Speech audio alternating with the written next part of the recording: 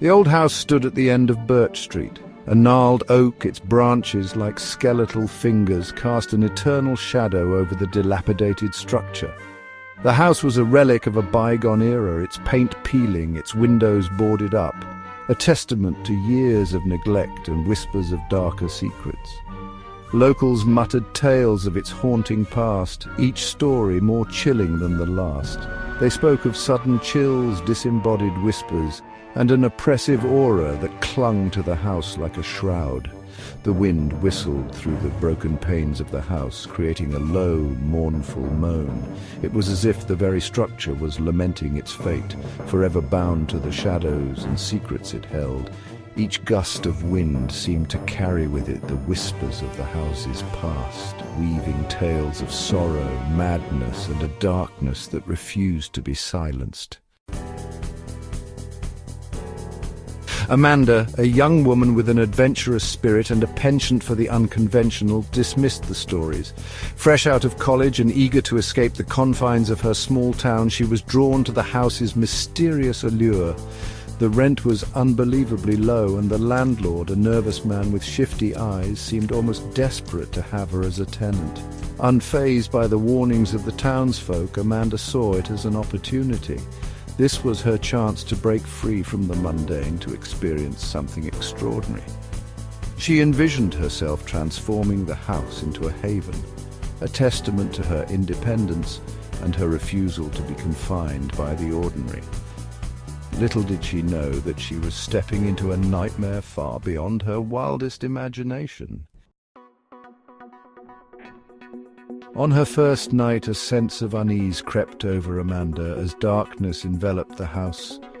The silence was deafening, broken only by the creaking of the floorboards beneath her feet. As she lay in bed, a slow, rhythmic tapping began. It emanated from the walls, a steady, almost imperceptible sound that seemed to pulse with the beating of her own heart.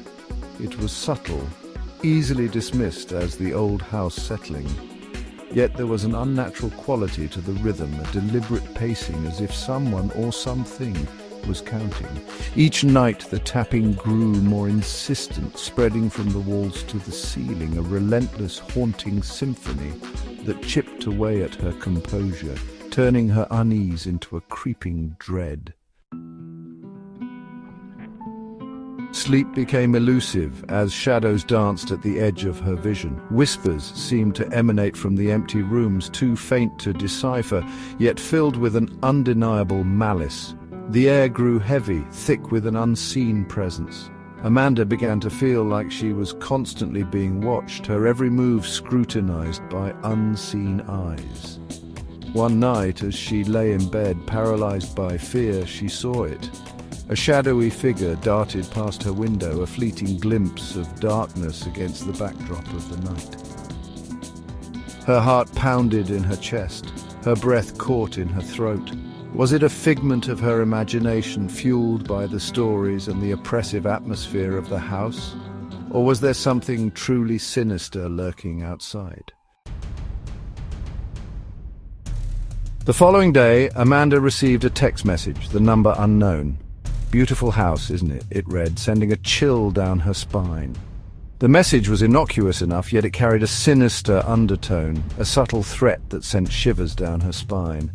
It was a clear indication that she was not alone, that someone was watching her, invading her privacy in the most unsettling way. Panic began to set in. Was it the landlord, a prank by one of the townsfolk, or was it something more sinister? Something connected to the house and its dark history. The text message was a violation, a crack in the facade of her carefully constructed courage, revealing the fear that lurked beneath the surface. Section 6, the intrusion, a photo speaks 1,000 terrors.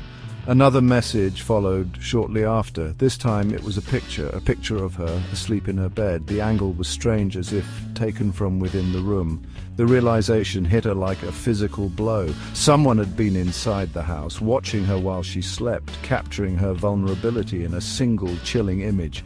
Terror, raw and primal, surged through her. This wasn't a game, this was a threat, a violation of her sanctuary.